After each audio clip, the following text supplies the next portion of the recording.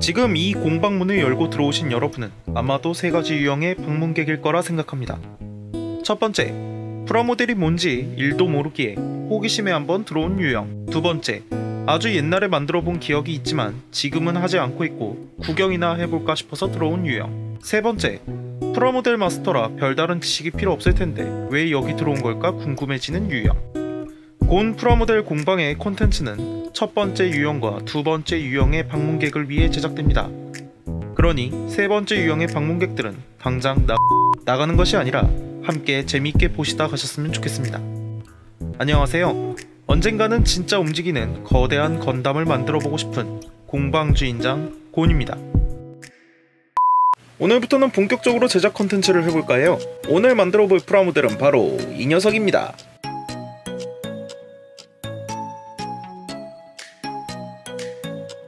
전 사실 HG 건프라를 그렇게 좋아하는 편은 아니지만 건담 애니메이션으로 기동전사 건담 D 오리진이 공개된 이후로 D 오리진 계열 HG 제품들이 좋은 평가를 받더라고요. 그래서 제작 컨텐츠 첫 번째 작품으로 활용해봐도 괜찮겠다는 생각이 들었습니다. 기체는 한 기체지만 우리는 오늘 이 녀석을 세 가지 방법으로 만들어볼 예정입니다. 상황에 맞춰 부분 도색과 마감만으로도 얼마든지 좋은 프라모델 제품을 만들 수 있다는 것을 간접 체험할 수 있는 시간이 되었으면 좋겠군요. 자, 시작합니다. 그냥 깔끔하게 만들기, 정말 말 그대로 그냥 깔끔하게 만들 겁니다. 정말 최소한의 장비만 있으면 됩니다. 바로 이 녀석들이죠. 니퍼는 런너라는 이 사각틀에서 부품을 떼어내는 데 사용하는 것이고요. 아트나이프는 떼어낸 부품들을 다듬는 데 사용할 겁니다. 사포는 아트나이프로도 제대로 제거되지 못한 부분들을 다듬는 데 사용할 것입니다.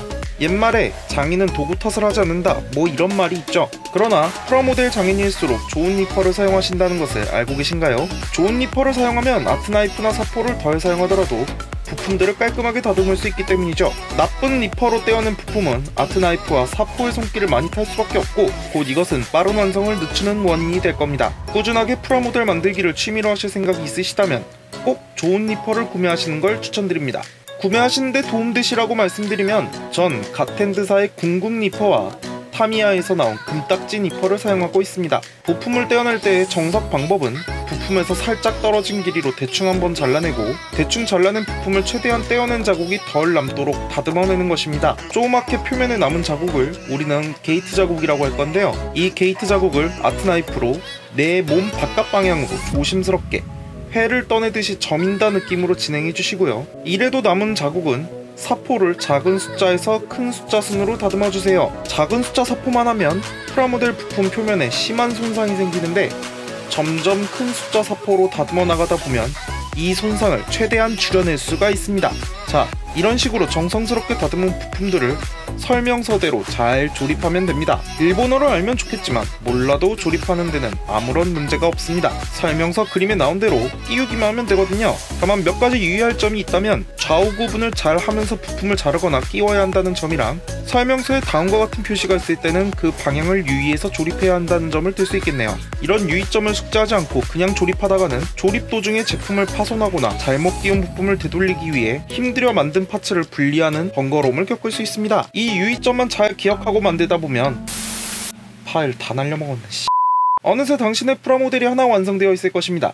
자, 이제 2단계입니다. 먹선부터 스무스하게 넣어봅시다. 먹선 넣기란 이렇게 프라모델을 보시면 평평한 단면이 아니라 홈이 파져 있어서 라인을 형성하는 부분들에 까만 선을 주입하는 것을 말합니다. 일명 몰드라고 하는 부분인데요. 몰드에 먹선을 넣어주면 아무래도 선을 강조하는 효과 때문에 프라모델의 인상이 굉장히 뚜렷해집니다. 먹선이 있고 없고의 차이가 굉장히 크게 나는 것이죠. 먹선 넣기에는 최소한의 장비에 건담 마커 펜, 건담 마커 지우개 펜, 면봉 정도가 추가되겠네요. 먹선 넣기는 정말 별거 없습니다.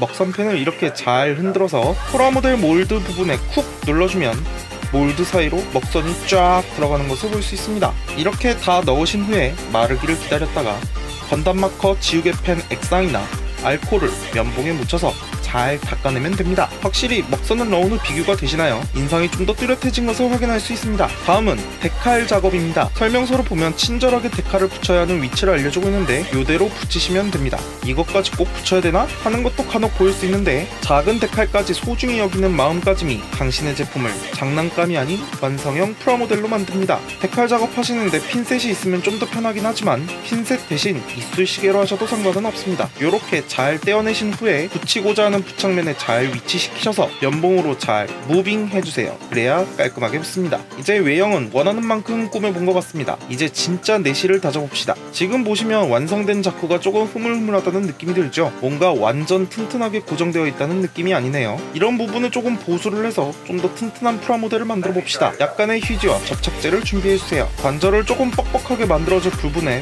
본드를 칠하고 얇게 휴지로 감싸주는 아주 단순한 작업입니다. 별것 아닌 이 작업이 당신의 프라모델을 오랜 시간이 지나도 같은 강도로 유지하게 해주죠. 모든 부분을 다 이렇게 할 필요는 없습니다. 만들고 나면 얼마 안 가서 낙지처럼 되어버리는 부위들에만 이 작업을 진행해주세요. 주의사항이라면 너무 과다한 접착제나 휴지를 사용하지 않아야 한다는 점입니다. 과한 사용은 프라모델을 망가뜨릴 수 있습니다. 이 정도만 해도 어느 정도 장난감 티를 많이 벗어난 것 같지 않나요?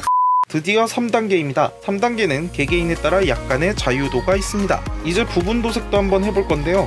저는 이 녀석의 무기랑 백팩 쪽을 조금 해볼게요. 자, 또 장비가 추가되겠네요. 붓이랑 접시, 집게, 건담 마커만 한번 사용해보겠습니다. 마커를 잘 흔들어 주신 후에 접시에 잘 짜서 삐져나오지 않도록 잘 칠해주시면 됩니다. 공장에서 바로 나온 것 같은 새 작품을 원하신다면 2단계에서 마감제만 뿌려주시면 됩니다. 저는 장난감 같은 광을 확 줄여주는 무광 마감제를 선호합니다. 이걸 뿌려주면 광택도 줄여줄 뿐 아니라 색감까지도 확 차분하게 만들어주기 때문에 매우 선호하는 마감제죠. 너무 춥거나 습기가 많은 날만 아니면 마감제 뿌리는데 큰 지장은 없습니다. 날씨가 좋은 날을 택하여 야외에서 뿌려주세요. 만들어 놓은 부품들을 이런 식으로 분해해 집게에 꽂아 골고루 잘 뿌려주시면 됩니다. 완전히 건조가 끝나는 20분에서 30분까지는 건드리시면 안 됩니다. 지문이 남으니까요. 마감제까지 뿌리고 나니까 제법 어엿한 프라모델로 완성이 되었군요. 여기서 작업을 멈추셔도 되지만 공장에서 갓 뽑은 것 같은 새 기체를 만나봤으니 이번에는 산전수전 다격근 역전노장 느낌으로 한번 만들어 봅시다. 바로 웨더링을 하는 것이죠. 웨더링이란 모형에 낡은 느낌을 입히는 작업이라고 생각하시면 됩니다. 녹이나 소금기, 흙먼지 등을 표현하거나 페인트가 까진 느낌 등을 입혀서 프라모델의 현실감과 사실감을 높이는 작업이라고 보시면 됩니다. 이번에는 웨더링용 파스텔을 사용할 겁니다. 건담 마커나 아크릴 물감도 조금 쓰면 좋겠네요. 웨더링은 약간의 상상력이 필요하다 생각하는데요. 쉽게 말해서 이 기체가 이런 환경에 오래 노출이 된다면 늘 머릿속으로 그려보는 거죠. 아무래도 오래 싸우다 보면 모서리 쪽 마모가 심해지겠지? 하는 생각이 든다면 모서리 쪽에 도장이 까져 금속 재질이 보이는 것처럼 조금 칠을 해줄 수도 있고, 흙먼지가 표면을 더럽혔을 수 있겠다 싶은 부분들엔 이렇게 파스텔을 묻혀주는 겁니다. 사람마다 생각이 다 다를 테니 표현도 다 다르겠죠. 1단계에서 3단계까지 진행을 해보시면 꼭 전체 도색을 하지 않더라도 꽤 괜찮게 자신만의 프라모델을 만들 수 있음을 알게 되셨으리라 생각합니다. 손을 많이 타면 탈수록 당신의 프라모델 퀄리티가 올라갑니다. 귀찮음을 감소하고 끈기 있게 프라모델을 붙드는 것, 성공적인 완성의 지름길이죠. 오늘은 간략하게나마 프라모델 간단 제작 팁과 장비 팁을 정리해드린 것 같네요. 다음 주에는 아크릴 붓도색 첫 컨텐츠를 진행할 예정입니다. 많이 기대해주세요.